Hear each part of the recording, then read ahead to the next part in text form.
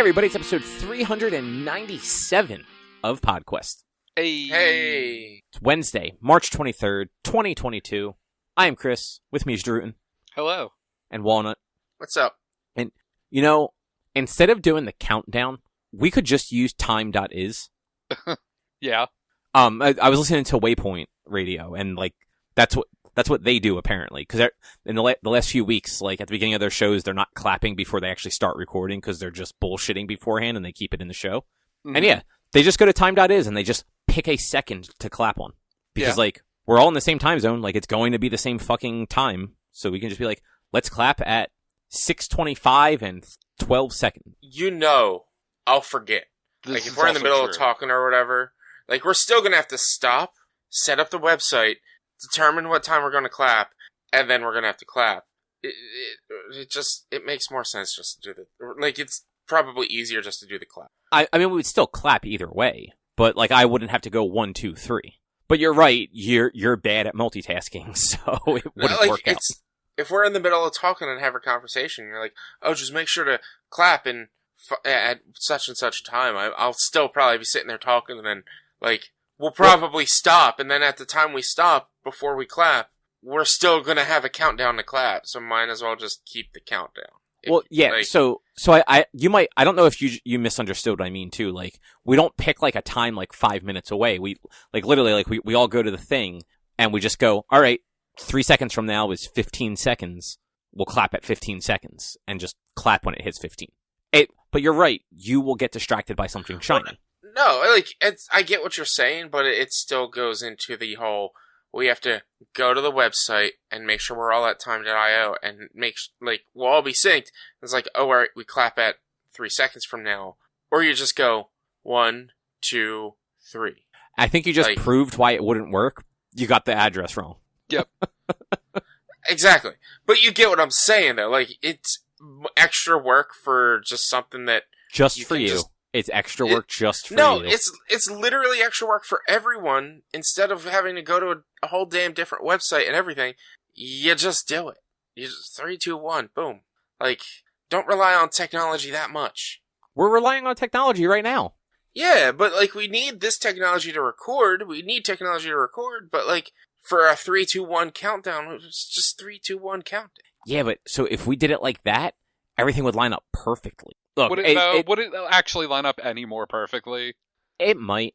So this is mostly for Rich. I have a recommendation for you. Have you ever listened to Archive 81? No. Right. So it's a Netflix series that came out, I think it was last month. It's like a limited, like an 8-episode series. It's apparently, though, it's based on a narrative podcast. And I know you like those things. Mm-hmm. And from what I saw, they basically... The podcast, it was audio files that they were listening to, and the Netflix series just made it like old VHS recordings to like make it video. I think I have the Netflix show on my... Yeah, it was actually super interesting. It's like a split timeline. So you have a person in the present who his job is actually restoring. In the audio drama, it's old, like, cassette tapes, and in the Netflix series, it's old, like, VHSs and, like, old camcorder tapes. Mm-hmm. And as he's restoring this stuff, he is watching things that happened in the mid-90s at this apartment complex where a bunch of weird, potentially paranormal stuff is going on. Yeah. And so I don't think the Netflix series actually covers the whole story, because it definitely ended on a bit of a cliffhanger. But the audio, the podcast is like 3 seasons, and like a normal like those ones that you had us listen to, probably similar length, mm-hmm. like amount of episodes. And I figured like you're into those narrative podcasts, so you might enjoy it. I started to listen to one a while back. It was a X-Men one. Like the Halloween, like the Wolverine, like the Long Adventure or whatever the fuck they were called. I talked about those in the past when I twice actually. Once. Yeah. When I listened to the first one, and then again when I re-listened to it on my drive, with the second one on my drive to Ohio. But no, there's a different one. Oh, was it the Wastelanders one? No, it is called, let me find it. It's not Marvels. No, it's not Marvels. It is... Why can I not... Why is it so far back on my list of subscribes? I don't even listen to half of these. I need to unsubscribe. It is just called, literally, the audio X-Men the audio drama. Oh, okay. And yeah. So, like, for instance, episode 1 was called Magneto. And there's a new girl... there's a new student at Xavier's school, a girl named Jean Grey, but her formative training is interrupted when an old friend, blah, blah, blah. I don't want to play it. When an old friend of Xavier's attacks a military base academy in Cape Citadel, he calls himself Magneto. And so, like, I listened to, like, 1 or 2. The voice acting's a little not great, but maybe it's like 3 or 4 seasons at this point, so maybe it gets better, or maybe it's just a good story. So I am 90% sure that is actually the plot of the first X-Men comic. Because it's been a long time since I read it, but I know in the first X-Men comic, Jean Grey is a new student at the school, and then they have to go stop Xavier from, like, a rocket launch. I think the classes Beast, Jean, Iceman, Angel, and Cyclops. Yeah, no, those are the original 5 X-Men. Yeah, no, this thing is probably just retelling the original X-Men stories, because the second so comics back in the 60s were weird because they were sometimes longer and had 2 stories in them. I think the second story for X-Men was it was when what's his name? Count Nefaria attacked. Count Nefaria. I mean, let's see. By episode 5, they've created the Brotherhood of Mutants. Yeah, no, that definitely is early. The second episode, they encounter the Vanisher. Okay, maybe the Vanisher was early on. I thought Count Nefaria was early in the X-Men run, but I might be wrong.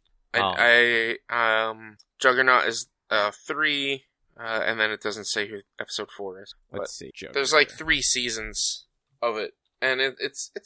I want to listen to more, but I've just been having problems with sitting there listening to podcasts and not doing anything else when it comes to work. And I either have too much work to be able to listen to a podcast or too little work to be able to listen to a podcast. So I need something to do while listening. Yeah, if you're looking for like those like Marvel related stuff like that, I've never heard of that one, so I don't know if it's like official or if it's just people doing it. But Marvel actually released a series called Wastelanders, where it's all set in that post-apocalyptic future of Old Man Logan, where the villains took basically like the villains teamed up and actually took out all the heroes. Like Mysterio goes after the X-Men and tricks Wolverine into thinking that the X-Men are all the villains and has Wolverine murder all of the X-Men, including the children. Yeah. So they did a series called Wastelanders where like each episode or each handful of episodes followed a different hero in that future. So like there was a Black Widow one, but it followed Yelena, not Natasha, because Natasha died when the villains attacked. There's one that like follows Star-Lord and Hawkeye, and I know there was at least 1 or 2 others.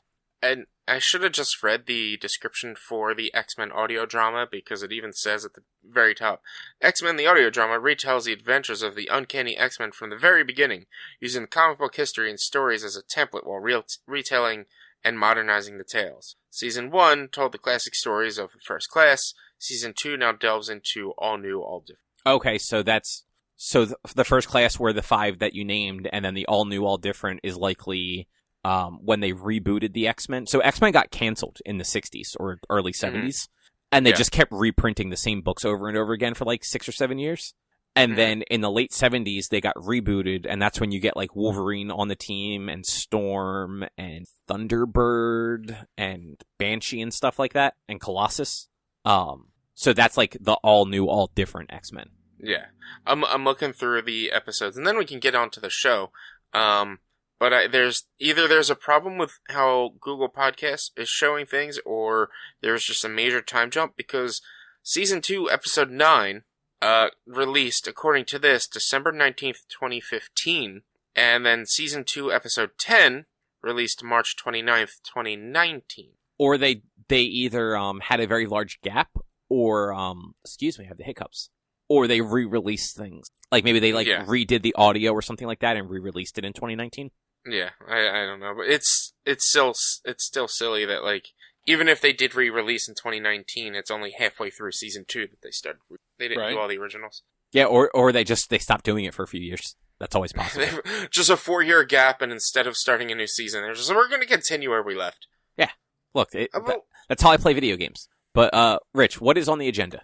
Oh, so, Cobb, I guess, you watched the Jujutsu Kaisen Zero movie. We all watched Blade Runner, or at least should have. I got to sit down and finally play Deep Rock Galactic, a game I've been looking forward to trying and playing for quite a while. Cobb and maybe Jordan, you both play Tunic. And then, if we've got time, we're going to talk some Harry Potter. Yeah. The Jujutsu Kaisen Zero movie. Rich, I still think you would actually really like this. I want to watch this series. I haven't gotten around to it. I've been putting a lot of my focus on the CW superheroes. I was able to, over the course of last week and this week, catch up on Superman and Lois, and I just started Supergirl's final season this week. Yeah. Once you catch up, like, it's a short season. It's only, I think it's like a 22 episode season, 24 episode season. Mm-hmm. It's a good show, and I think you'd like it. But so, yeah. The movie, they actually released in theaters. It came out in Japan back in December, I believe. It's a prequel. So it takes place, I guess, the year before the TV series. Mm-hmm. So in the TV series, you follow the main kid with the pink hair, and he is a first-year student at the Tokyo Jujutsu Academy, where they learn how to harness curse energy to fight curses and demon-y things. In that season, you meet the second years, which there are 3 of them in the show. There's a panda that, he looks like a fucking panda, but he talks and fights. There's a girl, and there's that fights with, like, weapons. And there's a guy who, his power is his speech. So when he talks and he's just, like, trying to communicate with you, he can only speak in ingredients to, rice balls. Okay. Which is very funny, because when he actually speaks in other things, he could unintentionally, like, cause you pain or damage or whatever. So he's like Black Bolt, but different. No, so, like, if he says explode, you might explode. If he says, like, crush, a thing will crush that he is focused on. Okay. Yeah, it's actually a really cool power, and he is, like, one of the stronger of the second years because of that power. But so the movie is actually the 3 of them as first years, and there's this 4th kid that ends up joining, who he is apparently cursed by a curse, that anytime he is in danger, this monster thing comes out and stops whatever is hurting him. Okay. Like, he was picked on in school, and ended up, like, the 3 kids that were bullying him ended up in the hospital with serious injuries. And it's one of those kind of like, what's another show that would have done something like this? There's a similar, so I guess real quick, apparently, from what I read, this Zero storyline was actually like the original one-shot that the author did before it became a series. Yeah. So when it became a series, he kind of like restarted it with like a different core like main character and all, but used kind of the concept of these schools as a whole did not want the kid trained, but like one of the main characters who's one of the teachers, who is also the strongest of them all, basically told them to go fuck themselves, and he was going to teach them anyway in a very like Qui-Gon move. Yeah. It basically said like, if it gets out of control, I'll kill him myself, sort of thing. So like the 2 characters are kind of like, they mirror each other in a lot of ways like that, except the character in the series is very like outgoing and optimistic, and this kid is a little more like withdrawn and sad because he was picked on and kind of ostracized most of his life. But he has like a super tragic backstory too, so like it kind of makes sense why he's a little more dour. Yeah. But it was a really cool movie because you got to kind of see more of the 3 students that are second years in the series, who like, they're in the show, but because they're not focal points of the show, you don't spend a ton of time with them. But in this, you actually get to know their personalities more than just like why they are who they are in the main series. Mm-hmm. And it also sets up more of the world, which 22 episodes or whatever didn't really have time to do.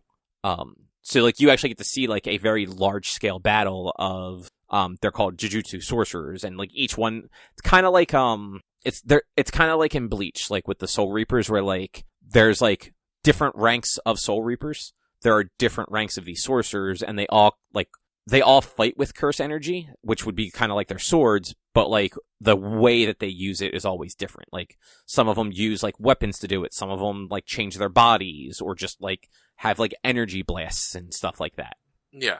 But yeah, so like the whole movie is basically this splinter group which is run by somebody who used to be one of them and is very powerful. He wants the curse that's on this kid that they introduced, who's like a new first year. So it's kind of like him sort of starting a war just to get to the kid, and then a bunch of really cool fights. Cool. Nice. Yeah. And Yeah, the animation's just solid, right? It's like Yeah. similar to the anime. Yeah, like they did it really good with the animation, the voice acting. So I saw the dub version of it. The voice acting was really good. And I think like anime movies are always a little hit or miss because you never quite know if like animation and stuff is usually on point because it's a movie. So like they have a little bit more budget than they do for just a single episode, and they have more time to do it. But you never quite know if like they're putting all of their effort into making it look good and not have any substance. This one at least had both. And from what I was seeing online, like after watching it, it seems like they actually took so the 0 issues that they actually did release as part of like the manga proper. It's just 4 issues. So like 20, 30 page manga pages. Yeah. They actually expanded on stuff with the movie to kind of like give you more backstory on the character and kind of explain why they're important. And it turns out that this character does actually show up in like the manga proper later. So like by the end of the movie, you're just wondering, it's like, all right, well, like, why has nobody mentioned him? And like, it's just like the TV show just hasn't gotten to it yet. But it definitely, it made me more interested to see more of the show when it hopefully comes back. Because I want to say the season was like last year. So like, hopefully maybe this year a second season happens. But with the way everything is with like that stuff, who knows? Like, I mean, fuck, the Dragon Ball movie got indefinitely delayed. Did it? Wow. Yeah, I didn't even see that. Toei got hacked a couple weeks ago. Oh, damn. And so a couple of things, so like, it's not like indefinitely delayed in like the way that we often think of that terminology where like it's just never coming out. It was due out in April though.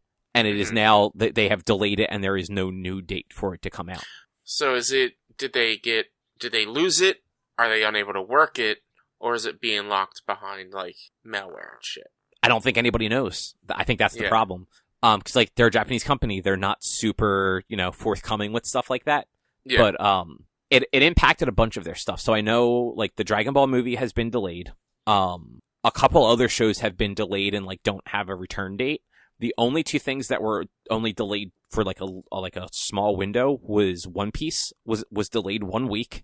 And I think like the newest Digimon series was delayed 1 week. Which makes me wonder if it's either like assets for some of these things were actually corrupted or lost and now they have to like redo portions of it.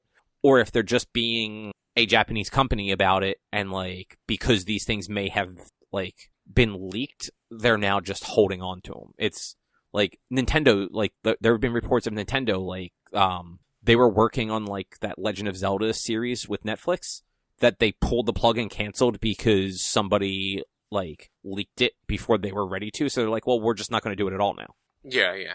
Like that's unfortunately like that is the impression I get of some Japanese companies, and like Toei's been around long enough, like they might be one of them. Like it's like we weren't ready to show this, so we're just not going to show it at all now. You guys fucked up for everybody.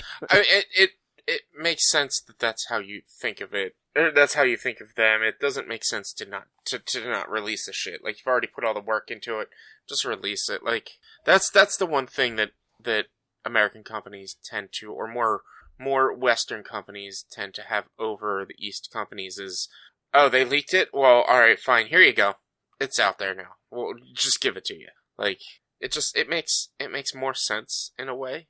Yeah, to just give it to people if it's been leaked. Yeah, which is why it's one of those like, well, maybe something is actually wrong with the with like the data. Like something could have actually happened to it, like things could have been corrupted or deleted. They could have lost bits and pieces of it. Like, who knows? Like, I imagine they were probably done production on it by now if it was due out next month. But just gotta make sure the Toei people don't answer emails from Egyptian princes. Like, I mean, exactly. And it's a bummer because they're fine. I don't know if you saw like the teaser image for it.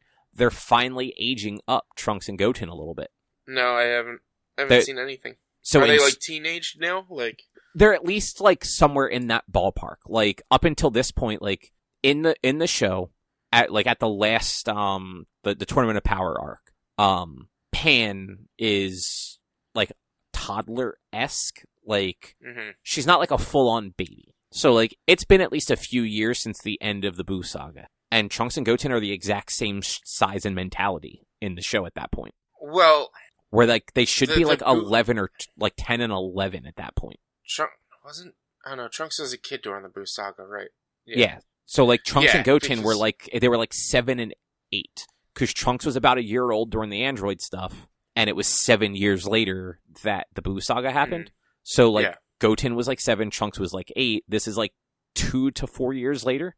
So like they both should have been around 10. Well, we don't know how long after the Buu saga is the Battle of the Gods. So but this is going all the way to the end of Dragon Ball Super. They have not aged at all. I know. Like so that's what I'm saying. Like there's been enough time for like Gohan and Videl to graduate high school, get married, have a child, and that child to be at least a year old. Trunks and Goten have not aged at all. And they have alluded to it like it's been a couple of years since all that other stuff happened. I mean, that could all happen within a year. They could graduate high school, get married, and have a kid all within a year. I mean, you're not wrong, but they've also alluded to like Goku having been off training for months at a time with Beerus and stuff. Yeah, and then also, did they ever bring Oob back into it? So in the manga, they kind of did. So at this point, he's still a very young child because this is still pre-end of Dragon Ball Z. Like we haven't hit the point yet where that last martial arts tournament happens where Goku abandons his family again. Yeah. So, because at that one, Pan was like 4. So at the end of the previous arc in Dragon Ball Super, so Buu gets to turn into the Kai that he had eaten. So, you know, because Fat Buu was fat because he had absorbed one of the grand or the Supreme Kais like 10,000 years ago or whatever. So they actually, this other group actually figured out a way to basically like hibernate Buu's mind to bring out that Supreme Kai. And like they kind of like, it's almost like a body swap. Like they're kind of like bouncing back and forth occasionally.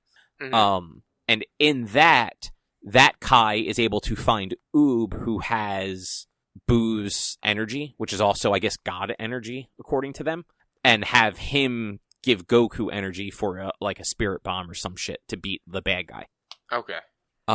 So like that's all we've seen of Oob at this point, but I think he might have been in promotional stuff for the movie because the movie looks like it's damn close to the timeline that would have been the last episode of Z. Because like Pan is in the promotional stuff and she is like old enough to like fight on her own, and like that's what she was like. She was in the World Martial Arts Tournament at the end of the series. Yeah. So like it's close, but yeah, in the promotional thing they show Goten and Trunks in like the fusion stance. They're gonna fuse badly though because their fingers aren't lined up. But they're both probably 14 or 15. Okay. And like they look like 14 or 15-year-olds instead of still looking and acting like 7 and 8-year-olds. Look, kids are kids until they're not. So sometimes they're even at teenage years they still act like fucking 7 and 8. Yeah, like they still looked like 7 and 8-year-olds. Yeah. Like when Gohan was 8, he looked like he was fucking 42. Well, yeah, that's the Frieza saga, right? Or he was actually Cell saga. So he was actually I remember he was around 10 or 11 biologically for the Cell games because he was 4 years old when Raditz arrived. I believe there's a year from the time Raditz is defeated to the time Vegeta and Nappa show up, so that he's 5 during that. And I want to say by the time they're back on Earth from the end of the Frieza saga, he's like 7. Mm-hmm. And then it's a 3-year gap waiting for the androids, plus I want to say a year waiting for Goku to come home. So he's like 11 by the time of the android stuff, which would make him 12 after his year in the time chamber. Yeah, he was only in the time chamber for a year, not for 2. because they didn't finish their full 2 years. It was like a year and a half. No, They didn't finish their full 2 years. They weren't in there for a full year. The time chamber was only 1 year at a time. So one day was 1 year. They were not in there for quite 24 hours. Oh, I thought it was because I thought it was 1 year, or I thought it was 2 years max. You could be in there, otherwise you get stuck in there. So originally, that's at least how the dub had it, was you could only be in there for 2 days max, but they were only doing 1 day each. And then after they came out early, Vegeta went back in, and then Piccolo, I think, went in. Mm-hmm. But they eventually, they dropped a lot of that stuff. Like, they retconned so much, like, they retconned the earrings being permanent. Yeah, when Vegito got eaten, Vegito. No, not even then, because that one, that they played that off as, like, him being eaten, like, pulled them apart. In the, in Super, during one of the arcs in that, they fuse with the earrings again. And it's only the old Kai, the one that came out of the sword, who basically says, "Oh no, it's only permanent if it's two Kais that do it. If you guys do it, it just lasts for an hour." Really? Yeah. That's dumb. Yeah, because during the Tournament of Power, 2 Saiyans from one of the other universes then do it. Mm-hmm. But Goku and Vegeta can't do it because they're too strong, so it actually forces them apart sooner. That's stupid. Yeah, like they did it. They were winning the fight that they did it in. And then as they were about to land, like, the final blow, they got split apart because they are actually too strong at that point to stay together, unless they do, like, the fusion dance fusion. That's stupid. Yeah, like, stupid Dragon Ball. At some point, Akira Toriyama definitely forgot a whole bunch of stuff, and when he started doing Super, I think he just handed it to his assistant and just goes, "Just figure this out, just make it work, like, let me know when you need me to draw the spiky hair." Yeah, no, for sure. Absolutely. Because I think I told you that everyone is pretty sure that his current assistant, who is actually, like, doing a bunch of the production of the manga, Toyotaro, is actually, like, a very, like, well-known fan art person from, like, the late 90s, early 2000s, who, like, he did the drawing of the Super Saiyan 5 Goku. Like, that fan art of him, like, where he looked like the Super Saiyan 4, but it was all silver hair instead. Yeah. And, like, that lines up when you look at the new form, the Ultra Instinct stuff being, like, all silver hair. Looks mighty similar, but... Oh, Dragon Ball. But, so Jujutsu Kaisen 0? It was good. It's definitely worth watching. I'm sure it'll be on streaming stuff eventually, because that's kind of what they've been doing with this stuff. It goes to the theaters for, like, a couple of weeks, and then hits, whatever platform it's available on. It'll be available on, like, Funimation or... Probably Crunchyroll, because I don't... Crunchyroll, yeah. It's on HBO Max right now, I know that much, from Crunchyroll. Yeah. But since Funimation is moving everything to Crunchyroll, I imagine that's where it will land once it's out of the theaters. It did. Yeah, for sure. It apparently this past weekend made like $18 million in the U.S. box office, so like good for it. Yeah. You know, there's not really anything out right now. Like, there's the Batman. True, there is the Batman, but that's been out for like what, 2 weeks, 3 weeks? Yeah, there's more actually out in the theaters than I think you realize. It's not a lot of like the big stuff. And like the AMC was actually fairly crowded, like not for that movie. I drove by, what was it, like 2-3 weeks ago? I drove through the parking lot to get to the Deptford Mall. Or I drove into the parking lot for Adelphia's and drove next to that theater to get to the Deptford Mall from there. And yeah, it's loaded. It's packed. All these movie theaters are packed. Everyone was out in droves this weekend. Yeah, which is funny. Like, it was such a nice weekend. Everyone was like, "Let's go to the movies." Yeah. But yeah, it was funny. Like, so normally these anime movies end up opening at Cinemark. Like, they're not often at the AMC over here. Yeah. In Deptford. And normally, like, we go to see like the Ghibli movies or like the My Hero or whatever, and like they're pretty crowded at Cinemark. Like, they might not be sold out, but like there's not a lot of empty seats. Mm-hmm. This one at AMC was fucking empty comparatively. Like, there was maybe a dozen people in the theater, dozen and a half. Like, there were not many people at all. I mean, I'm not saying, because you already said it made like 18 million or something in the US. Like, I had no idea this was coming out. So like, maybe people just didn't know it was coming out, or maybe people didn't think to go to AMC, because like you said, we usually go to Cinemark for that. Yeah, and that's kind of what I'm thinking is, like, that theater in particular just probably didn't have people going because everyone's used to going to Cinemark for it. Yeah. But still, I mean, 18 million, that's good for it's an anime movie with, like, limited screenings per day, because they do that, I think they stagger it because they do both, sub and dub viewings, and they only have, like, 2 of each a day. And it's only, like, a 90-minute movie or whatnot. Mm-hmm. I mean, that makes sense. Yeah. But, do you guys want to talk about Blade Runner? Sure. That was... It was. Why? We both said sure. Okay, replicants. I mean, if that's what you think, you can go ahead and ask me 100 questions, and you're not going to get the correct answer. You don't know that. I mean, I don't. I could be a replicant. Who knows? I mean, Deckard doesn't know if he's one. See, here's the thing. I didn't catch that. Like, I know it was asked at one point, like, how do you know if you aren't, or whatever? But, like, I don't get the sense of he's a replicant or not. I don't. When I watched that, maybe we were watching completely different movies or misinterpreting it. But for me, it does not. I don't question whether he's a replicant. So you did watch the final cut, right? I watched whatever was on HBO. Okay. Which I think that's the only version that's on HBO. Now, I forget. Have either of you guys ever seen Blade Runner before? All right, you're asking me a question about whether or not I've ever seen a movie. The answer is, of course, no. Look, this movie's been around long enough. You may have seen it with somebody at some point. And honestly, Jordan, I feel like I watched it with you once. But if it was either... I think it was me, you, Eric, and Vogel at my parents' house back when we were younger, and none of us liked it. I mean... Maybe. I do not believe for a second that Vogel didn't say he liked this movie. I mean, I know at least me and Eric were just like, what's so special about it? At least he might have liked it, but like that's where I'm at that here as well. Like, what is so special about Blade Runner? Like, I watched it and I was like, okay, the CG and stuff like that for this movie was very good for its time. I've watched some videos on how they did some of the stuff. The opening scene with the fires and everything is very fascinating how they did that. I can't remember right now how they did it. I watched it weeks ago. But like overall, to me, because it's very much like a noir-esque film and shit like that, I was bored. Yeah, I kind of was as well.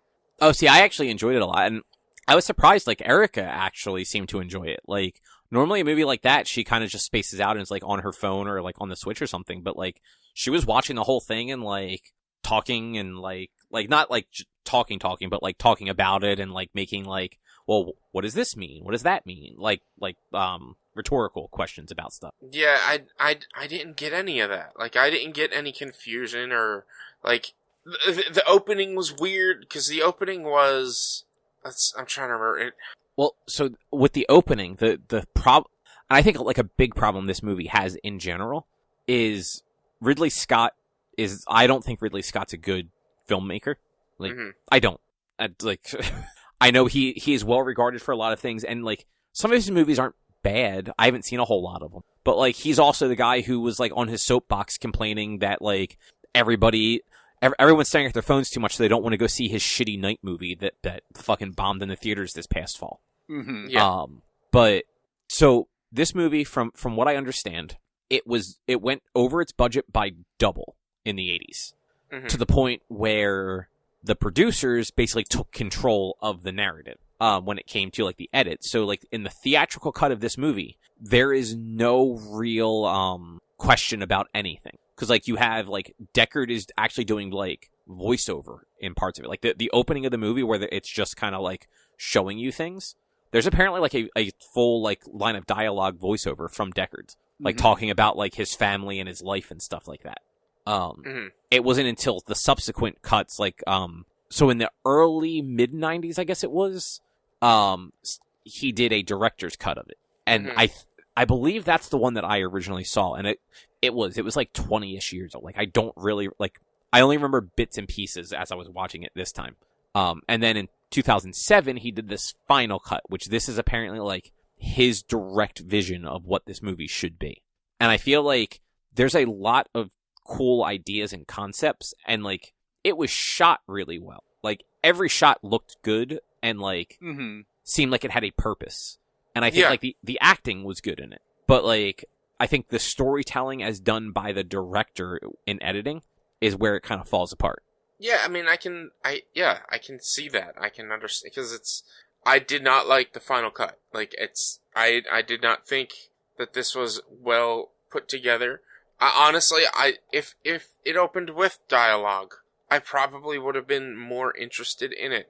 And it's, like I said, I don't question whether or not he's a replicant. That is not something that really crosses my mind. Like, the first time it crossed my mind was when they asked him if he knows whether or not he's a replicant. Yeah, because at that point in the movie, it's like, oh, well, this woman is a replicant and doesn't know it. Yeah.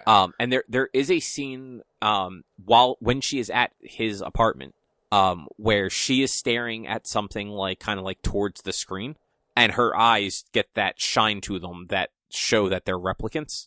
And a second later, the same thing happens to Deckard's eye. See, I didn't see that. Yeah, I so must have missed it.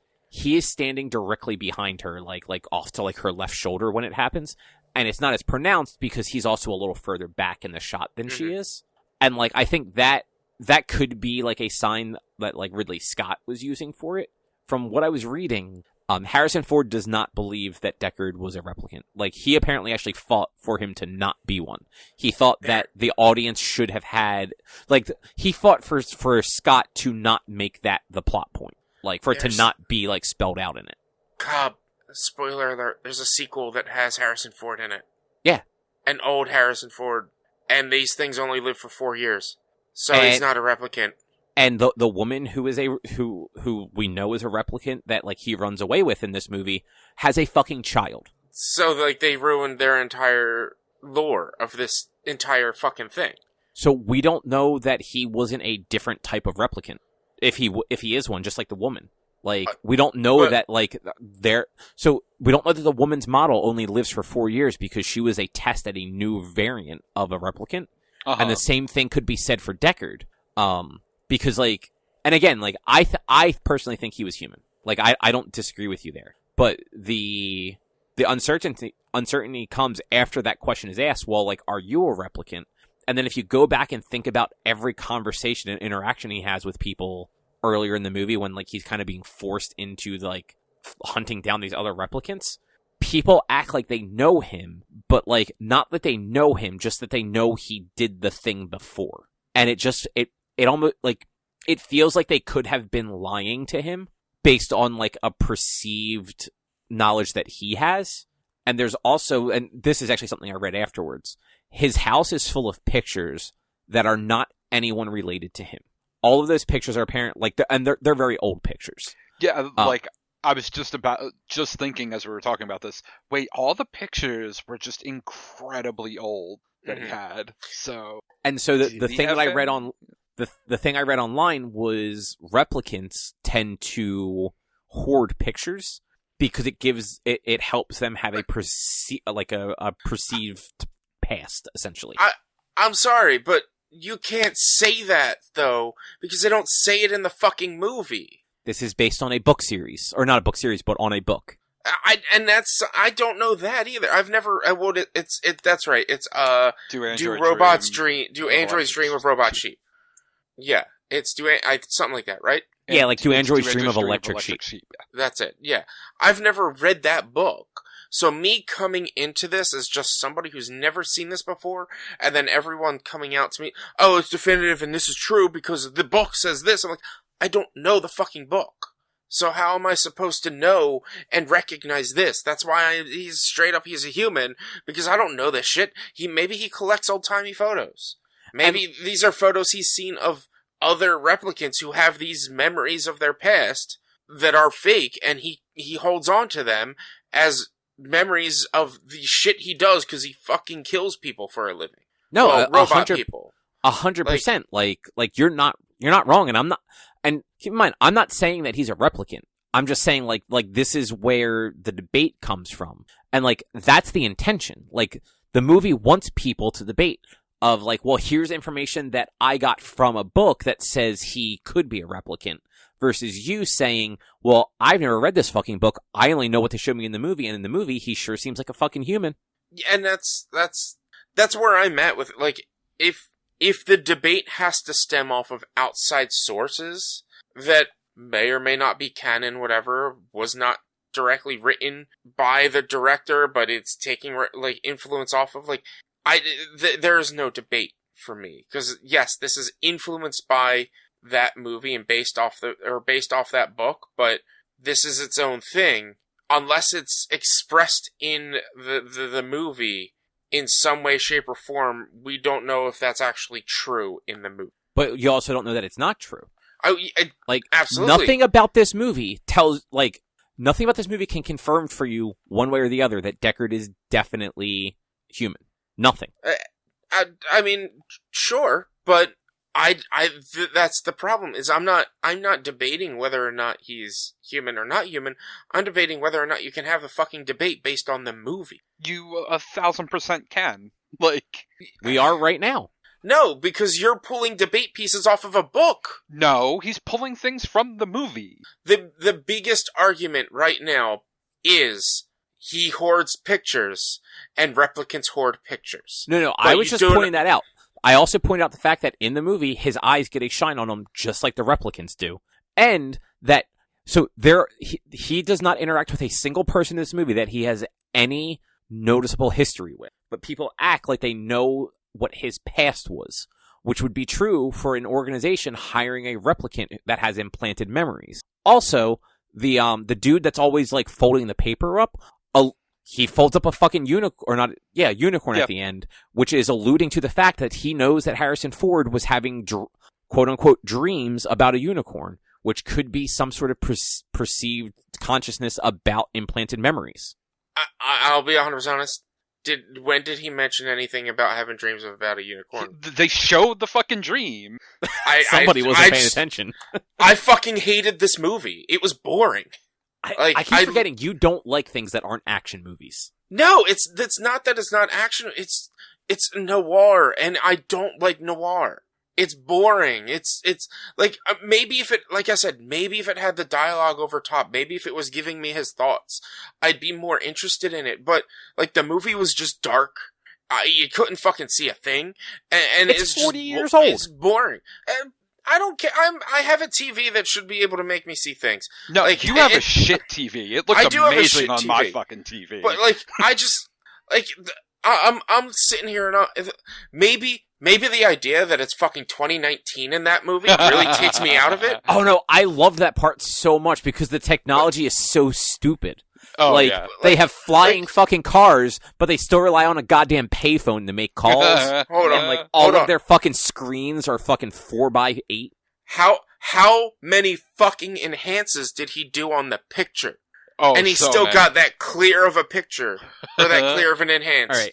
Look, of a little printed They portrait. still do that shit on like on CBS fucking I know procedural dramas. It's like, stupid. we have this red light camera. Let's zoom in and we'll read the fucking badge number off the cop that drove by. It's like bullshit. Yeah. You will. And it's like, I feel like my issue is like, this movie was probably great for its time, and the people who loved it for its time loved the director's cut and then the final cut, and was happy to finally get to see Scott Ridley's like final project, just like I was happy. Ridley Scott, whatever. Just like I was happy to see the director's cut of Justice League. Like, maybe in 30 years, when the Justice League director's cut comes out, people aren't gonna be like, there will be somebody like me who's like, oh, this movie was stupid and this and that and blah blah blah, where they'll be like, oh, did you see the 17-hour version of Justice League? Like, I think that's where this movie is. It could be a cult classic for people of its time, but it's not something to show somebody new today. Like, as much as I enjoy Star Wars, I wouldn't expect somebody to love Star Wars as much as I do when watching the first 3 now. Because you mean like the original 3? The original 3, episode 4, 5, and 6. Because I just don't think they hold up that well. I still love them, and I will always watch them. And I will always support Star Wars. But I don't think somebody who has never seen it to be introduced to it should... I don't expect them to revere it as well as I would. But I do think that we determined when we were talking about Rush, you are not a fan of movies that are primarily drama. and character driven. Like, not that you don't like them, they're just not the thing that you flock towards. And it's not that it has to be like a big bombastic like superhero movie. You just don't want things that are just like characters talking for 2 hours, which is what like that's what Blade Runner is. It's a lot of characters talking for 2 hours. And it's just that whole ending sequence in the fucking hotel or whatever, fighting the final guy. It was just so stupid. Well, I don't understand why Harrison Ford was so scared at some points of it. He has no super, like, he is as far as he knows, he is a normal human being with no enhancements, whereas Rutger Hauer is literally a fucking super soldier. It is like fucking Captain America fighting Captain America before we got the super soldier serum. It literally says replicants are made to be equally as strong, if not a little stronger than humans. It literally said they are much stronger, but have the same intelligence. That's why, so at one point, like, when Harrison Ford is falling off of the building near the end, Rutger Hauer catches him and then lifts him up with his arm outstretched with just one hand and holds him in the air by that hand. He also crushes that, the one guy's head in his hands. That if they are created for combat scenarios, they are substantially stronger than a normal human. They just only live for 4 years, so they just expire. I guess I was that bored that I missed a lot. Like, serious, it's really... Yes. I was just that bored that, like, I missed a lot. And I had no... I went into this, like, knowing that I watched a version of this movie once. And I remembered not really liking it. But I went into it with an open mind of, well, maybe this is a different version. And I don't remember if this is the same version or not. I don't I think it is, because I'm pretty sure this version is far more recent. Yeah, this version is from 2007, and I feel like you guys probably watched this, like, No, I mean, no. Actually, alright, maybe it would have been around that time. I don't think I was there. I don't remember watching Blade Runner. Yeah, you might not have been there. It might have been Cobb. Like, it definitely wasn't me. But like, Vogel did live with you guys for a while there, so it might have just been the three of you. Yeah. It might have just been us three. I don't fully remember. Maybe Shawhead? Yeah. Maybe, I don't know.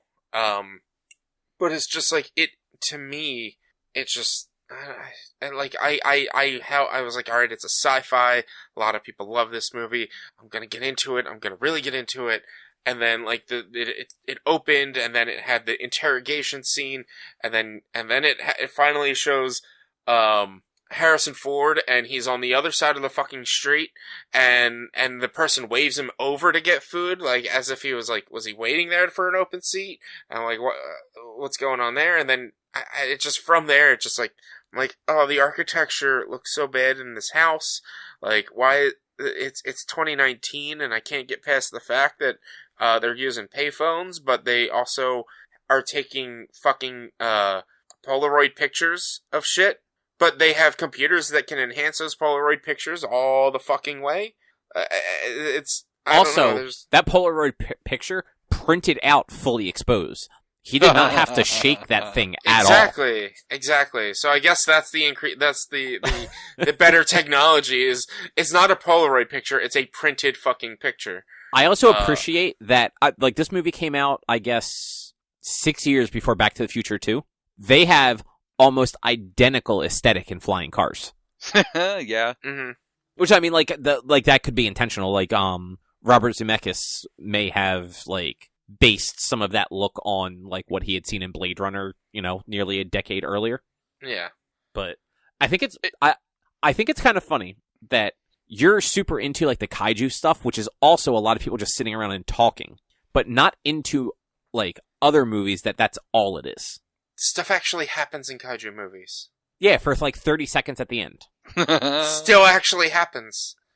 So you just need 30 seconds of something happening to be happy. I just need something to happen. Like, I get what you're saying, like, to counter argue that, like, kaiju movies are broken up with a bunch of different things, and it is the nostalgia factor. It is the thought of Godzilla as something I've always looked into, and and the way they bring it into the world, and they talk about it, and what Godzilla stands for is more of really what I love Godzilla about, and less about the actual films. Like, I openly admitted there were some films that I did not enjoy in the Godzilla series. Like, I watched 37 of them, or whatever it was. There's obviously films I did not enjoy, but it's less about Godzilla and kaiju, and more about, like, the whole thing and what it's about, and how it all works. Whereas this movie, because it's a one-off, because it's based on a book that I've never read and don't think I ever will read. It's not a one-off. There's a sequel and, like, an animated, like, side story. Yeah, the sequel was 40 years fucking later. Like 37. Come on. Like, and the animated thing is probably just as connected to this as the Judge Dredd animated series was. Not at all. Yeah, but the sequel's got Ryan Gosling, it's got Jared Leto, and it's got a robot. They can apparently have a fucking baby. So they're not robots. They're androids. Yeah, that androids and robots are not the same thing. Android 18 had a baby. Android 18 was turned into a human from a fucking magical wish. No, she was not. Krillin wished to remove the bomb so that she could not self-destruct. That was it. Her and Android 18, her and 17 were still officially androids. That's why they had unlimited energy. I'm pretty sure he wished her to be human. No, he wished her to not have the bomb because the dragon couldn't make her human. The whole thing with 17 and 18 were created from humans. Dr. Gero, like, kidnapped 2 teenagers and turned them into androids. Like, they still had reproductive systems. That's why 17 has 2 children in Super.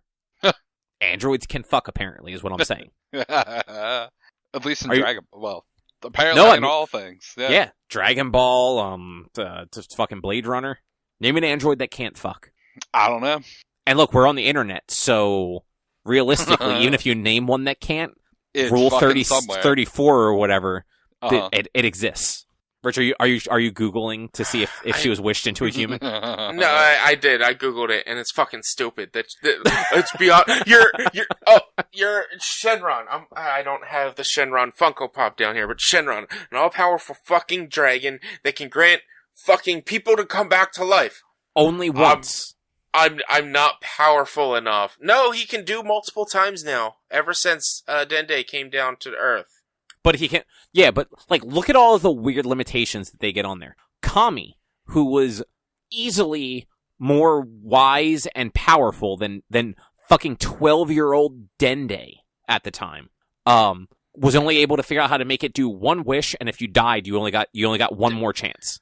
Dende was fucking a child, and was just like, alright, well, we can bring him back as many times as you want, but I can only let it do 2 wishes if we do it that way. But I don't know if Dende he wasn't 12 when they got the Dragon Balls down on Earth. No, he was. He was like Gohan's age. Like, he was still a child because, like, it was basically like Kami fused with Piccolo to fight Cell. And then they had their Dragon Balls, and Cell went around just fucking murking people. So then Goku fucking teleported to New Namek and was just like, hey, will somebody come make Dragon Balls for us? And the old man's just like, here, have this child. But, like, it's fucking Dragon Ball. Oh my god. I'm not powerful enough to turn androids into humans, but I can bring people back to life. Sure, no problem. Oh my god. But look, yeah, maybe if it was the Super Dragon Balls, it would have been a different story. But then you have to say peas and carrots, and who wants to do that? I've never watched GT. No, that's Dragon Ball Super. They are the Super Dragon Balls. So in the first 2 arcs of the series are the 2 movies, and then the third arc is a tournament arc. And the winning tournament, it's between Universe 6 and 7, which is what we're familiar with. The winners get their wish granted on the Super Dragon Balls, which are planet-sized Dragon Balls. Or at least, like, moon-sized Dragon Balls. They're huge. And there's, like, this long-winded, weird way to summon him, but you have to finish it off by saying peas and carrots. This is why I both love but fucking hate Dragon Ball. But, like, those Dragon Balls powerful enough to bring back entire universes. But probably still can't turn Android 17 and 18. Why would they want to be turned into humans? You know? I mean, why?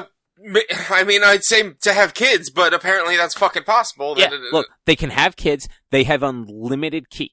So, like, they can get stronger because Android 17 has, like, 18, they don't really tell us where she scales with everybody. She is definitely no slouch, but, like, we don't know where she falls. Android 17, when Goku tests him, is at the same level as Super Saiyan Blue Goku. Mm-hmm. So, like, he has gotten more powerful since the Cell Saga, but has unlimited, untraceable power. So, like, he never got tired during the tournament. Oh, boy. But... like, their lives are nothing but positives. They got their bombs removed so they can't accidentally be detonated and blown up. They have all of the benefits of being human. They don't appear to age normally, because all the other humans definitely look older. They still both look like they're fucking teenagers. Mm-hmm. Like, it's like a win-win situation for them. Mm-hmm. It's dumb. No, it is. It's 100% dumb. But I think we can all agree Deckard was a replicant. I can't say. No, I'm only kidding. If you want to say that, sure, but I didn't. That, like I said, that question never even crossed my head when I was watching this. I mean, you obviously weren't paying attention. You missed the entire unicorn. It was a central plot point, and you don't even remember it happening. Like, no, I don't. I don't remember a unicorn. Like, I maybe vaguely remember the mention of a unicorn. Do you remember the ostriches? I do remember the ostriches that and were being pulled through the city streets. Did you get the illusion that all of those animals were actually replicants? No. So I knew they weren't. Because at one point he comes across the owl and it's like that's not real, and she's like, no, that would be too expensive. Yeah. So, but like when he's looking for the scales, and he's talking to the Asian woman, she goes, no, these are snake scales. We don't make snakes here, only fish. Yeah. Which, like, all animals in the city, at least, are artificially created because real ones are too expensive. See, my feeble head, honestly, it went to cloning and not to robots.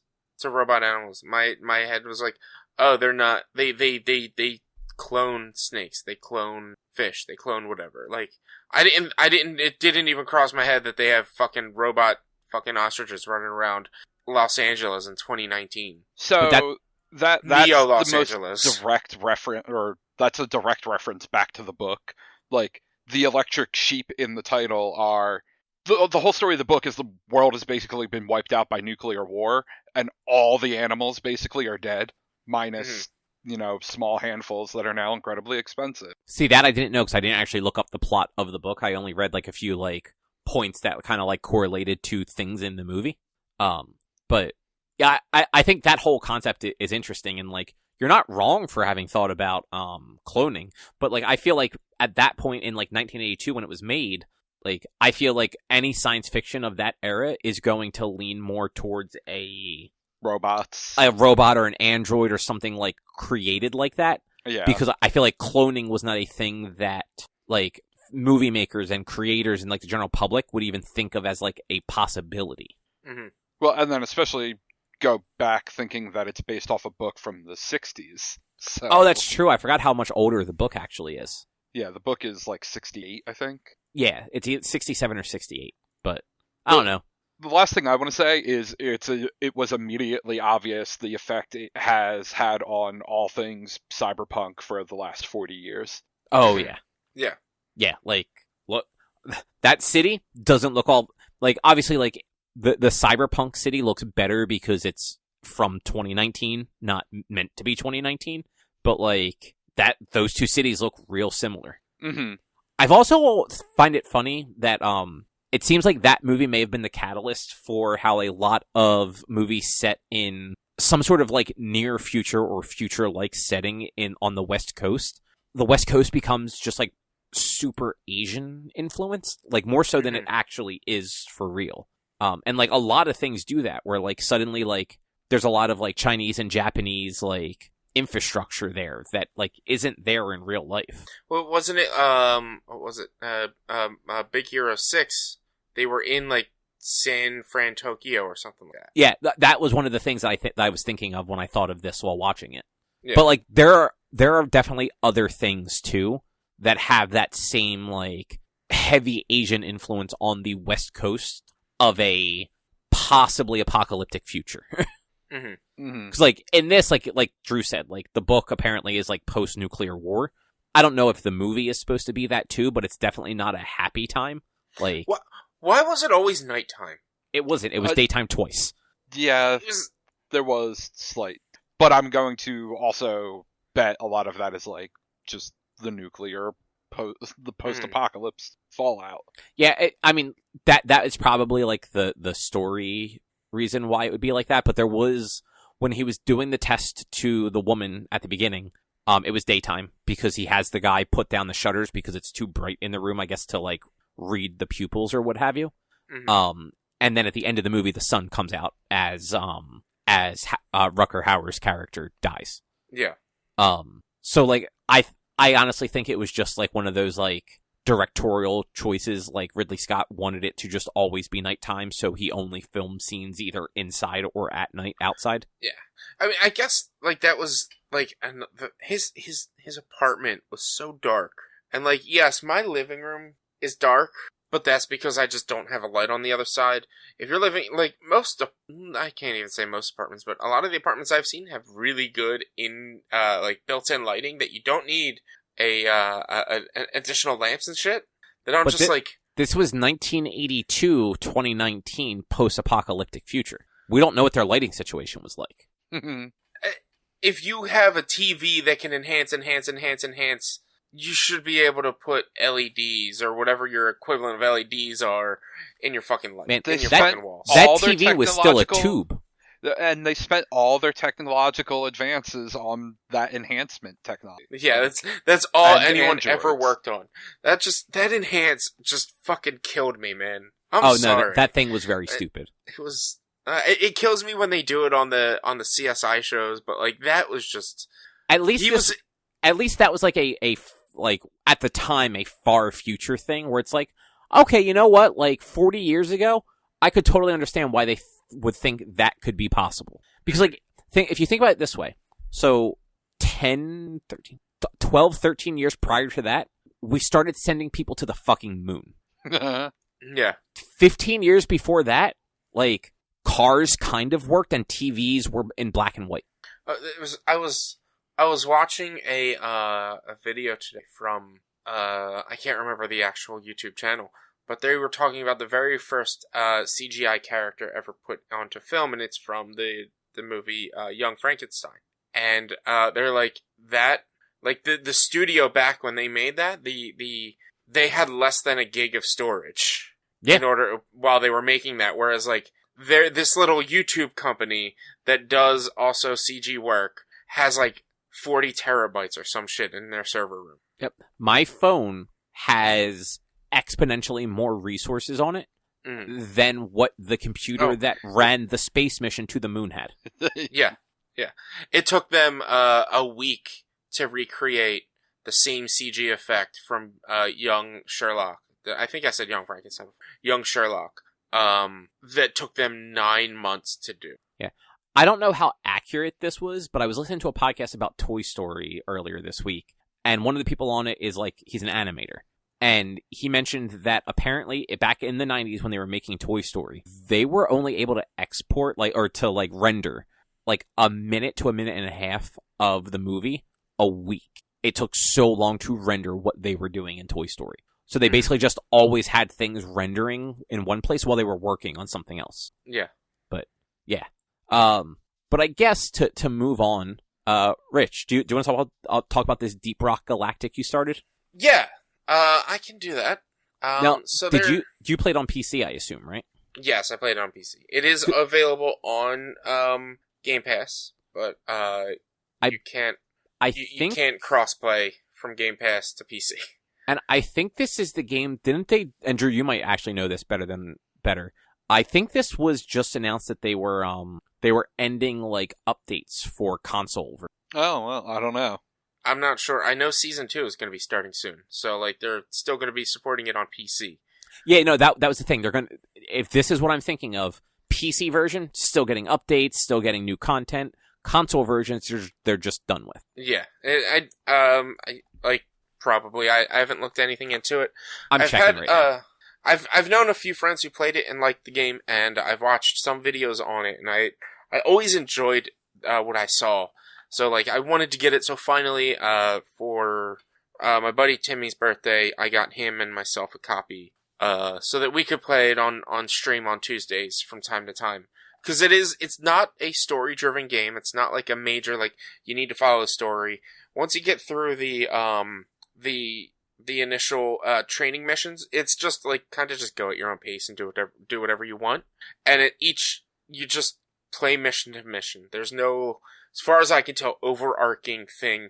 You're just a space dwarf mining planets or asteroids or something. Something out in space, working for a corporation that just wants you to be miners. And it's just, it's a silly concept. It's a silly game, that just has, like, some neat mechanics. So there's 4 different classes. There's the scout, the gunner, the driller, and the engineer. And each of them can do different things. So the driller has, drilling capabilities. The engineer can set up a turret. The scout gets, better lighting, capabilities and a grappling hook, and the gunner can make, zip lines and has a big old gun. So it's just, you go into these missions that they're each procedurally generated. So it's, once you, if you fail a mission, you go back into it. It's a different map. It's a new map. And you have objectives to do. There's primary objectives, secondary objectives.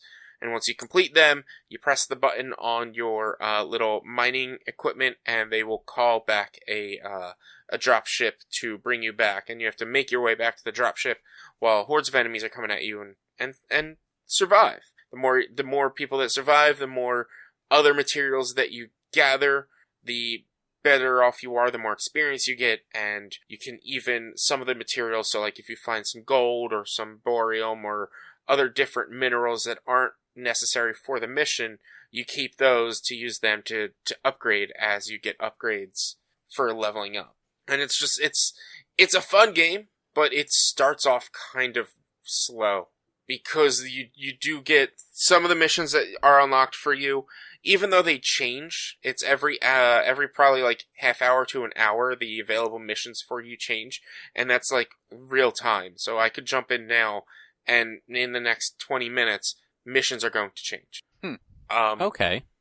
But it's like, it's all generally in the same area, and so, but it's like, there's the salt flats, there's the radioactive wastes, there's different regions that you can go to, and so each biome has their own, like, different setup of, like, what the cave system is going to look like.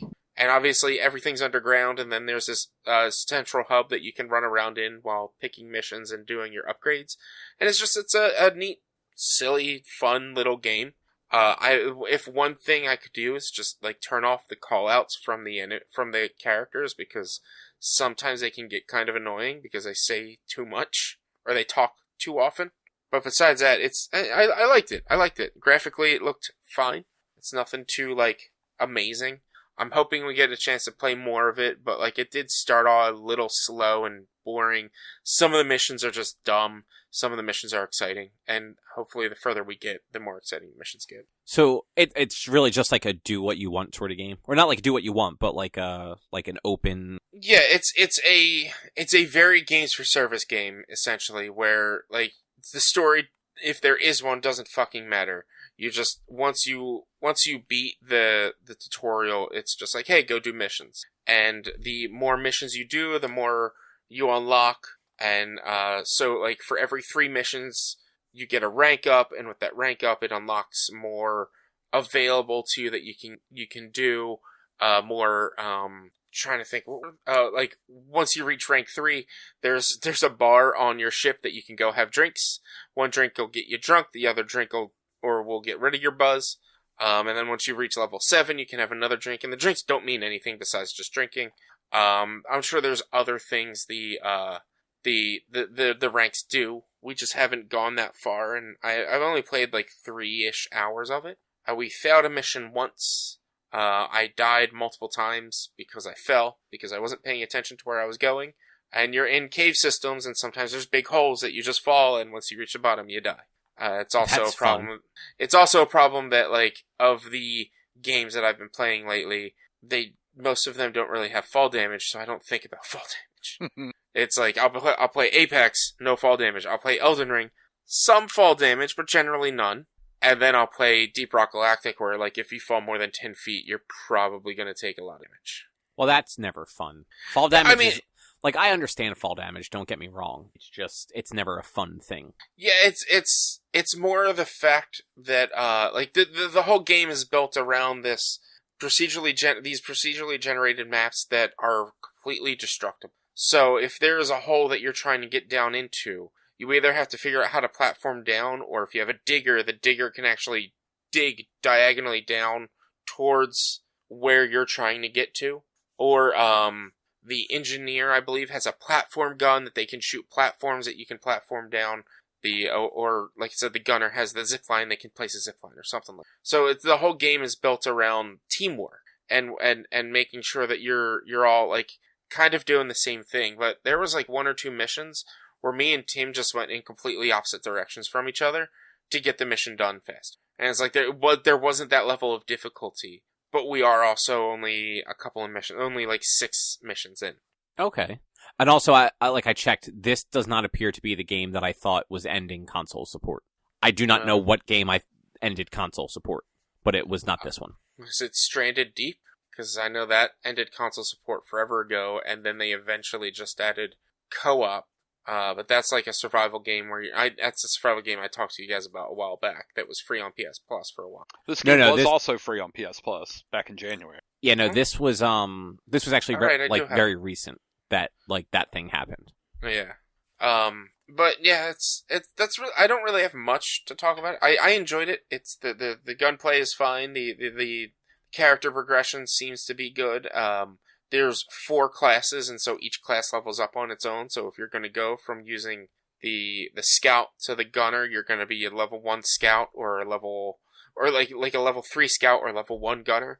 There are, like, season missions or daily tests that you can do. That's like, do X amount of missions with this class or that class that we didn't even realize were there until until we were about to wrap up playing. Okay. Yeah, it's just kind of just throws you in there, and then you just kind of got to figure things out. And it's a neat concept. It's a fun game. It's silly. And in the little central hub that you have, you can go. There's a kind of basketball, but it's barrels, and there's a ring that goes back and forth. And all you can do is kick the can, or kick the barrel, and it can only be kicked straight. But you try to get points get it into the ring, and it's dumb, but it's just something to do while everyone's loading up and doing all their loadouts. Which, seems about right. Yeah. You can also turn off the gravity and just make people float all over the place. Nice. Yeah. Well, I guess, Drew, did you end up playing Tunic at all? No, not yet, but I literally bought it right before we started recording. Oh, nice. What did you end up buying it on? Steam. Okay, I wasn't sure if you were going PC or not. I mean, I don't have an Xbox. Oh, did it not come out on PlayStation? Oh, I thought it did. Not yet. See, I really want this game to come out on Switch, because it is very much a game that I would I would like to play this while watching TV. Like, not so much because, like, I'm watching TV or, like, the game's not, like, engaging enough. It's just, like, a good, like, lay on the couch and play handheld mode, it seems. And Steam Decks are too expensive and too large right now. But it's very good. I think you would both like it a whole lot. It's very Zelda-y, but with some of, like, it's not it's not even like a Souls-like, but it's got characteristics of those games. Your save points are essentially like your bonfires. When you save, it refills your health, but also respawns all of the enemies. Mm-hmm. If you die, you get taken back to those spots, and you lose all of the I forget what they're called, but, like, the things that you collect when you kill enemies or, like, break things or find chests. You lose you lose a portion of them when you die, and you can run back and collect them from where you died. Okay. And then it is a brutally challenging Zelda game. The first weapon you get is just a fucking stick that does like 0 damage. And you have to just hope you can find the sword and not fuck up. Like, so I, on the Fire Escape cast, they were talking about this game last week, and, one of them managed to actually fight the boss with the stick, because when it was Mary on the podcast, Drew. When she was playing it, some of the enemies actually cut down the bushes that were blocking a ladder, and she just assumed that was how it was supposed to go, that you were supposed to kind of like lure the enemies around, and ended up like going up the ladder and following it along, and ended up at the boss, and spent apparently a very long time fighting the boss, and eventually beat it with this stick that does almost no damage. Wow. Only to then afterwards find the sword. Where like in actuality, the way the game kind of routes you is the stick can't break bushes, essentially. So in order to get past bushes, you need the sword to cut them down. But your enemies can cut them down. So if you kind of like time your stuff right, you can have an enemy slash at you as you roll away, and they will slash a bush out of the way instead. Mm-hmm. Yeah, it's neat because it does. You can use that to your advantage to just give you a little more room to maneuver. Because occasionally, like, you have to fight. There's a few guys that like you do kind of have to fight them with just the stick and no shield or anything, and they have swords, and it's a tight spot. But if you can kind of dance around them a little bit, you can get them to just open that area up more for you, so that you have an easier time of kind of corralling them and taking them out.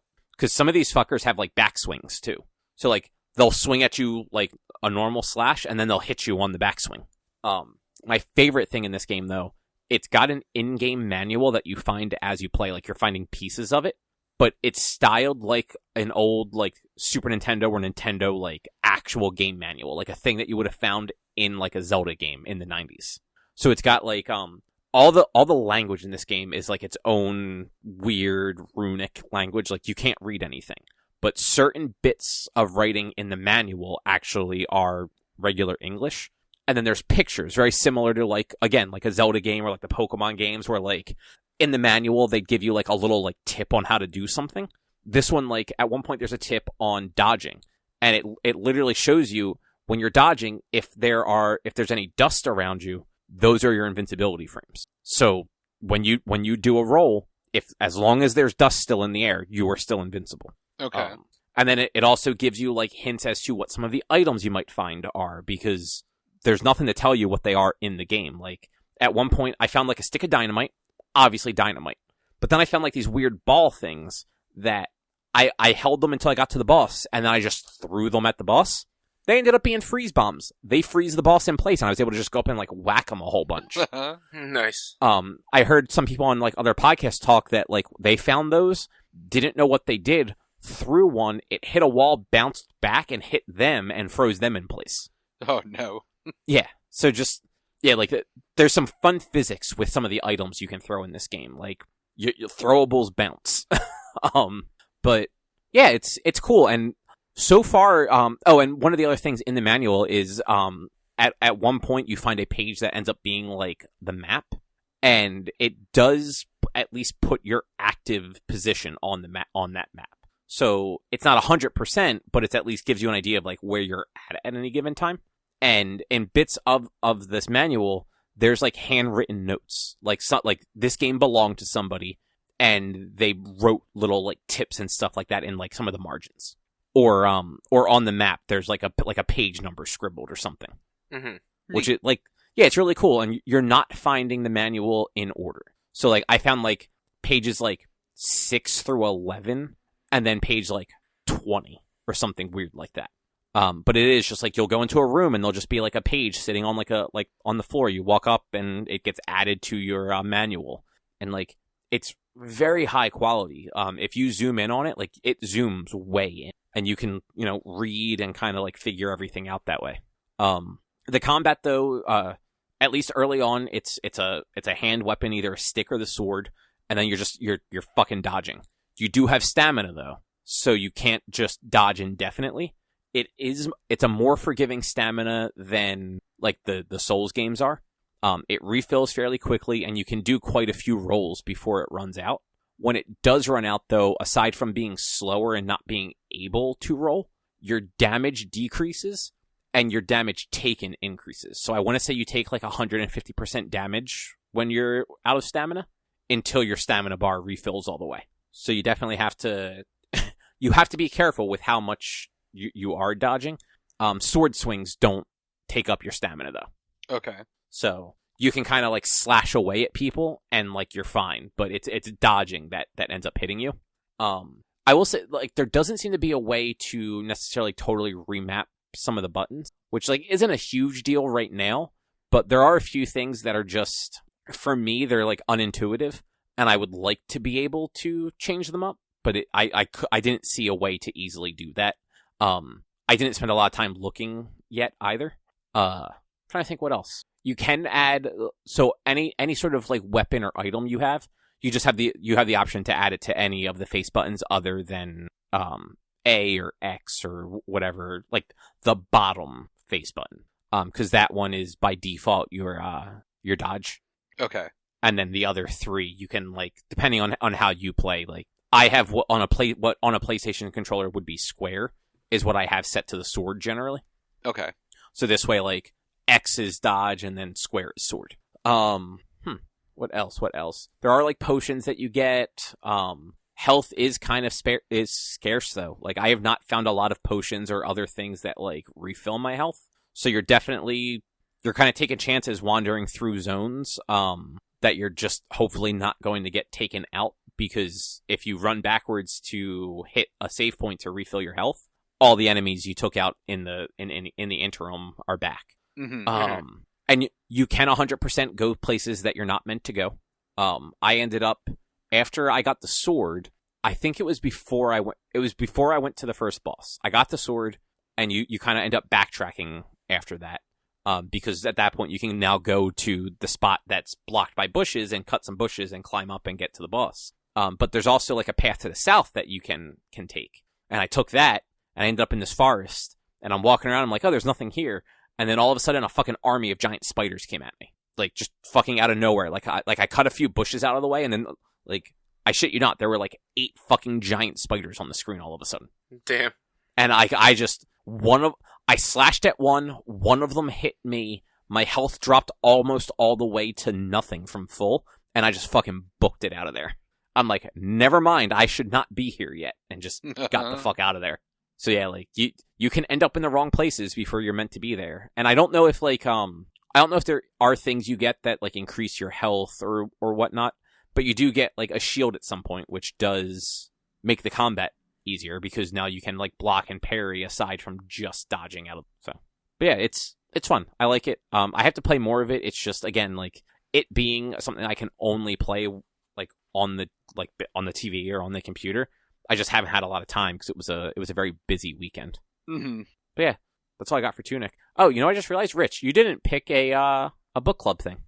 That's kind of one reason why I've been so quiet, as I'm trying to figure out what I want to pick. But also, I haven't played.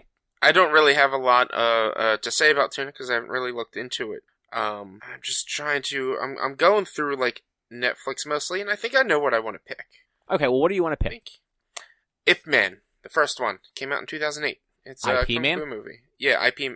I think it's supposed to be Ip Man. I don't think it's IP Man, but it is spelled IP Man. I thought it was. Oh, maybe you're right. I always thought it was stylized as uppercase I and P, but it looks like it's not.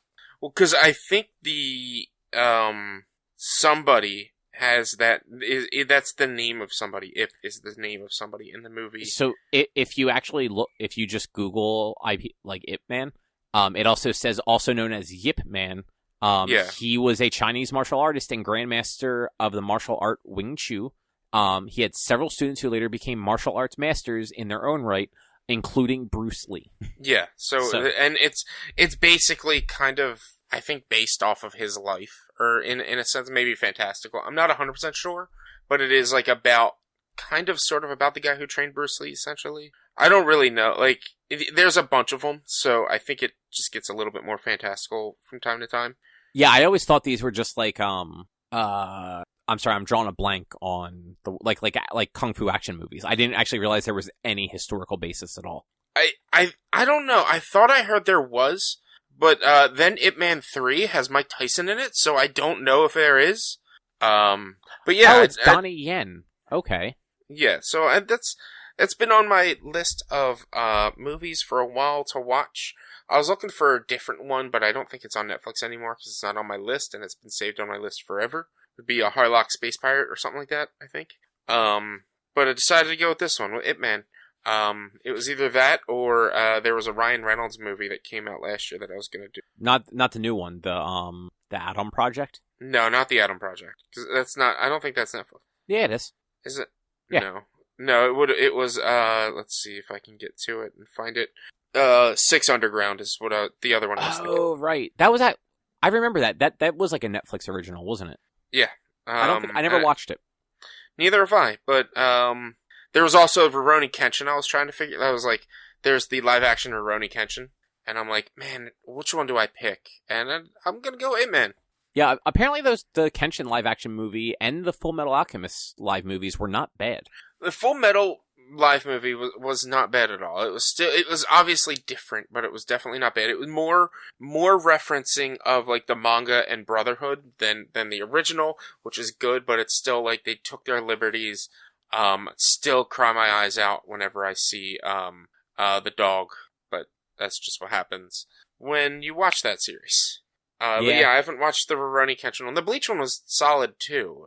I think they should be working on a sequel to that. I don't know though. Yeah, I honestly have no idea. Yeah. But I believe so. We will be doing Ip Man on the 13th for a release on the 14th. Yes. Druten is going to be away in 2 weeks. Yep. I will be actually, I think I'll still be on a flight to San Diego from Vegas at the time you'll be recording. Oh, do you get to have a layover in Vegas? Or are you actually stopping in Vegas? No, we have a layover in Vegas. Wait, was it you I was talking about that you had like enough of a layover that you might just go like check out Vegas for a few hours and then go back to the airport? Yeah, I think we're there for like 5 hours.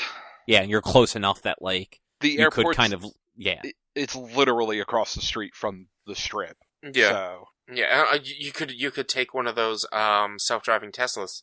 The Tesla subway. I don't know.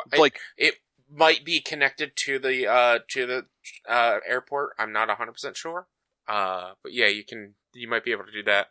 I mean, I don't know that we need to. Like, when I say it's across the street, it is literally across the street. Yeah, like, Rich, if you look at a map, like I actually, until Drew mentioned that to me last week, I knew the airport was very close to the Strip, but like you could basically spit on the Vegas Strip from the airport. How do they get this? Why is the Strip that close to the airport? Like, because it's a fucking desert. Like, yeah, but like there's some tall. I'll have to look at it. The buildings aren't that tall, but they're still tall. But you also figure like the planes just come from the planes are coming from higher than the buildings, but they have to come at the angle of the runways anyway, so they're going to come probably north south every flight. So they're going to just circle around the city depending what direction they're coming from. Looking at the map, it looks like the runways are like north. They're on an angle. They're not a cardinal direction. Most runways would be on an angle more so than direct, just because of depending on how the flights are coming. It's easier to have a flight fly like a quarter of a turn instead of all the way around. Yeah, but like I didn't necessarily mean like absolute north and south. I just meant like the runways generally run in one direction. So like, you know, the flights are going to just come in to that angle anyway. They're going to come from around the city because like Vegas, especially like the Strip where like the things are taller, like not like as big as you might think it is, to my understanding. Like I've always heard like Vegas is apparently like kind of underwhelming from like what you expect it to be from like movies and all as far as like scale goes. It's literally just the Strip, and once you leave the Strip, there's no height. It's just the Strip. No, but I mean like even that is apparently like underwhelming for like it's like size and scale. Mm-hmm. Yeah, it's a weird city layout. Like it is. Most cities are weird. Well, no, like when you look at like you guys don't play City Skylines, but like if you think about it, when you look at Vegas, they basically zoned all of the Strip for high density commercial, and then the rest of the city for low density residential, and that's it. They threw in some, it was high density commercial and tourism is really what they threw in, which is basically just hotels and commercial properties. And that's it. Like, it's just tall buildings and then houses right next to it, essentially. There's there's no decline, there's no, it's just big. Well, yeah, it's small. the desert. That's it. Yeah, literally in the middle of the fucking desert. I know. It's just, it's just a weird setup that is just big and then nothing and small. It's not all big. It's just tall buildings right down a road and then small. That's it. Pretty much. I think that'll probably do it for this week, though. I'm gonna skip the Harry Potter thing. It was a Franklin Institute exhibit. It was neat, but it was also very, very busy. And I'm assuming neither of you guys watched the state of play. Absolutely the fuck not. I thought about it, but it was just I don't really have interest. It was it was 15 minutes of the gameplay. The game looked neat, but there's a lot of discourse around is it worth actually putting money towards playing that game? Just how the creator is. Yeah, we've had this argument in the past when it comes to me. I also say fuck Blizzard, don't support Blizzard, but then turn around and say she may be a shitty person, but it's not her that's getting the money from the game sales. She's already got her money from selling the license for the game, type of thing. So it's I think unfortunately I think in this case she had nothing to do with the game. Apparently Avalanche, the studio making it, has gone out of its way to kind of specify that she was not involved in the game. But, I think she still makes money off of it because, it's not she sold the rights to it. I think she gets royalties off of anything involved in it. Yeah, but it's she gets the same royalties as if you were to buy a DVD copy of any of the Harry Potter movies from WB. It's WB Games, so WB has a license for Harry Potter. I believe it's WB Game. Yeah, WB has a license for Harry Potter, which she sold to WB, so whatever, but it's just, to me, it's the amount of money she's going to get from the sales of this game, she already made all her money when she sold the rights. Well, no, that's the thing Cobb is saying. She did not sell the rights. It is a licensing agreement. It is royalties. She gets money she probably did get an upfront, here's an X amount for us to use the license, but then also every time a thing gets bought, you get a royalty. So if nobody buys it, she gets less money. Yeah, but if no one buys it, this company's gonna shut down because they might have made a fantastic fucking game based on a book by a wizard about a lady who hates everyone. I love that you just said on a book by a wizard about a lady that hates everyone. I said a book about didn't I say a book? No, you said a book by a wizard about a woman who hates everyone. You know what I was trying to say though, but no, I think your description was better. I think that sounds like a more interesting read. Well, no, it would be a book by a lizard about a wizard who hates she's a fucking shitty ass person, but if you like Harry Potter, the amount of money she's going to make from the sales of this game doesn't equate to the amount of money. It doesn't really equal to money that's probably affecting her wallet. Yeah. So if you don't buy this game... Yeah, she's a billionaire, regardless. If you don't buy this game, it's not going to affect her. It's going to affect the company itself. Yeah, and that comes that is also part of that separating art from the artist. At what point can you separate a person being a shitty person from the thing that they made?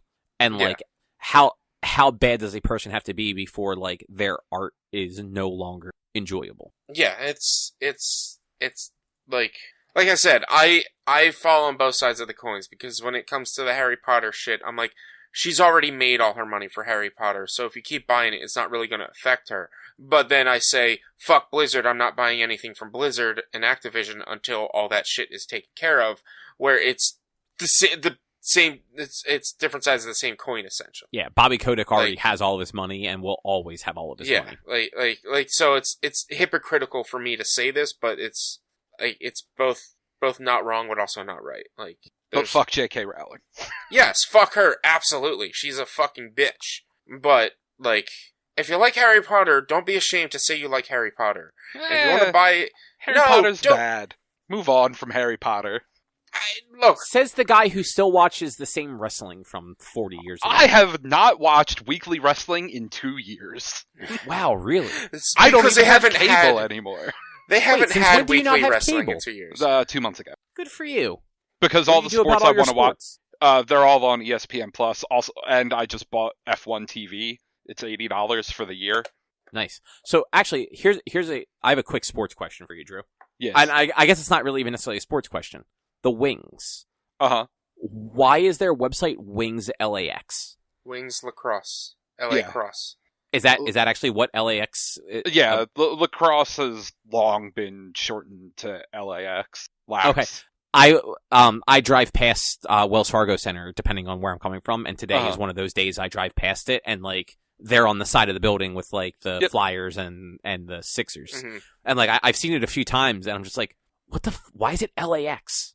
Like, what the fuck does that mean? And I was kind of like, in my head, I'm just like, lacrosse something. Like, what the fuck is this? Because I thought it was like an abbreviation or something. You're thinking of it too analytically, where it's just straight up the X is supposed to be a cross. It's Wings Lacrosse. Like the cross button on a PlayStation controller. Yeah, nope, never in my life would have put those together. That's 100%. That's all it is. It's Wings Lacrosse. All right, and I guess at that we're gonna wrap up this show because that's fucking stupid. Don't forget, we just announced it like 10 minutes ago. Ip Man will be our next book club on 3/14. It's on Netflix, you said, right, Rich? 4/13. Yes. 4/13. I wrote down. Well, no. So the episode will go live on 4/14. Fair, yes. I still wrote down 3/14 because I'm an idiot. Yeah. You said 3/14. Because I was reading what I typed in it as a note. I mean, maybe a year from now we'll be doing Ip Man 2. So, like, just be prepared. Who knows? But other than that, if you would like to find more of our content, you can head over to www.one-quest.com. You can also help us by supporting us at patreon.com/onequest. If you can't support us there with your dollars, though, you go to your favorite podcast platform, Apple Podcasts, Google Podcasts, Spotify, Stitcher, all the fun places. Rate us, review us, subscribe to us. It all helps more than you might realize. You can also find us on social media, facebook.com/onequestonline or at @1_quest on Twitter and Instagram. Our YouTube channel is youtube.com/onequestvideo, and you can always send us emails to social@one-quest.com. I also just realized 4/14 will be our 400th episode. Yeah, it will. I should have picked a better movie. Yeah, fuck you, man. Way to ruin the 400th episode. You know what? Maybe I'll change it next week. Maybe we'll decide. We've got 3 weeks. So Yeah, maybe we'll change it. I've always thought that those movies, like, I've always been interested in them, even though I knew nothing about them, just because, like, they kept making them. So, like, I'm not opposed to checking this out, but if something else comes to mind that, like, you're like, this would be a better movie for this, like, by all means, we can change it next week. Cobb, you're talking to me. I'm gonna forget I even said this as soon as we're done recording. I'm pretty sure you're going to forget to watch this movie until the day before. No, I usually watch it Saturday or Sunday before. Okay, that's fair. Yeah, I actually sit down and watch the things that I don't work, I don't do anything, I sit down and watch them. Wait. I mean... How did you still miss the unicorn? Because I was bored as fuck, so I was Facebooking and Instagramming. Drew even caught the unicorn. He doesn't have Facebook and Instagram. I have a lot of other shit that I was doing, but that scene is long enough that you should have been able to look down, look up, and go, huh, fucking unicorn. And then look back down. I barely remember him going to sleep. That's it. I barely remember him even going to sleep. That's funny. Oh well. We'll be back next week with something else to talk about. Thanks for listening. Bye. Bye. See you.